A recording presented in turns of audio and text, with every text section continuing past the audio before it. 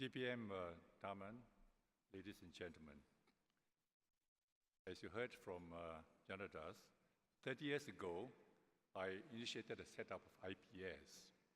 I chose Chan Chi to be its first director. She deserves credit for laying a strong foundation for IPS. So perhaps Heng Chi, could you just acknowledge?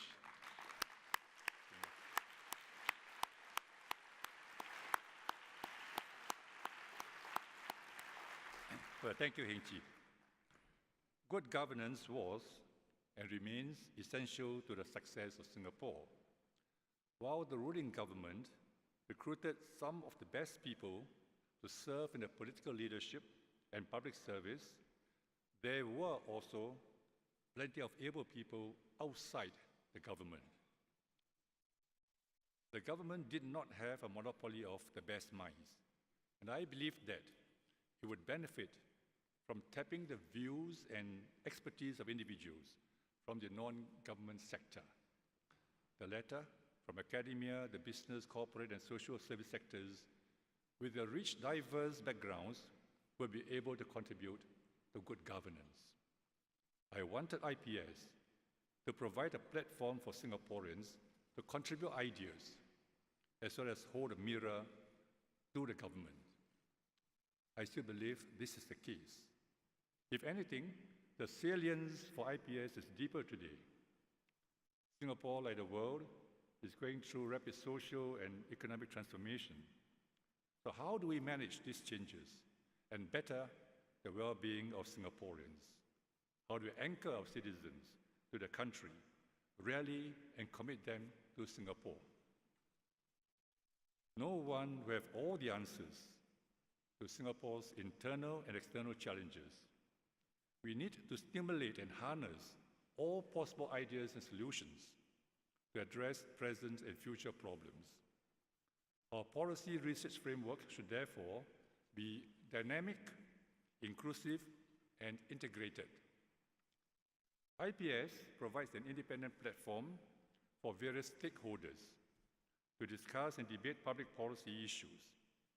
It has chosen to mark its 30th anniversary by organizing a conference to focus on old and emergent diversities in Singapore, including that of class as a result of income inequality.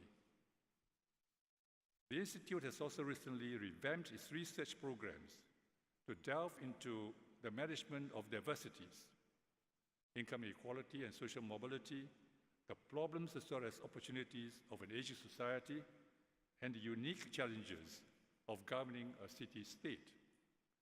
It is well poised to deep dive into these issues. This is IPS 30th anniversary, and it is also the 10th year since IPS came under the Lee Kuan Yew School of Public Policy. As you have heard from Janadas, I remain a founding patron of IPS, but unexpectedly found myself as chairman of the LKY School of Public Policy Governing Board. So what I will be saying should carry some weight, I hope, but it should still be deliberated. IPS was brought into the LKY School initially with the understanding that it should function more or less independently. Going forward, we should look at creating synergies between the two. There's great potential in combining the respective strengths of IPS and the LKY School. LKY School of Public Policy provides a foundation in terms of academic resources and research, and breadth of activity in teaching and global outreach. IPS could complement this by the strength and depth of its research and focus on Singapore-based issues of policy and governance. Both LKY School and IPS have done well in advancing their respective missions, but they will do even better if they achieve the synergies envisaged. One area I would like you to take up is to advance a special case study of Singapore, both as a teaching focus and has a rich field of research aimed at understanding the philosophy, values, principles, and practices of good governance.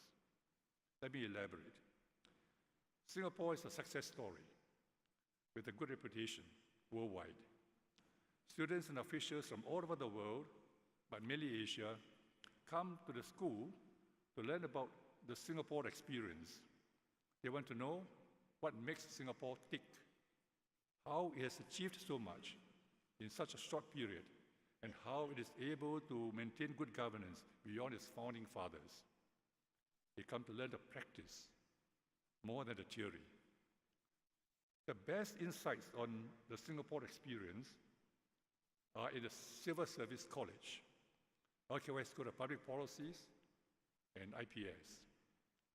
But until recently, IPS has worked in parallel with LKY School of Public Policy, rather than in tandem.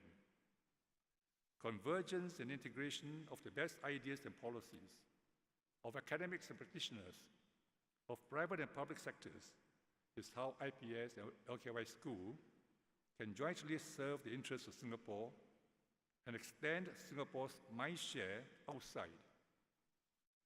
Ultimately, IPS usefulness feeds off Singapore's success.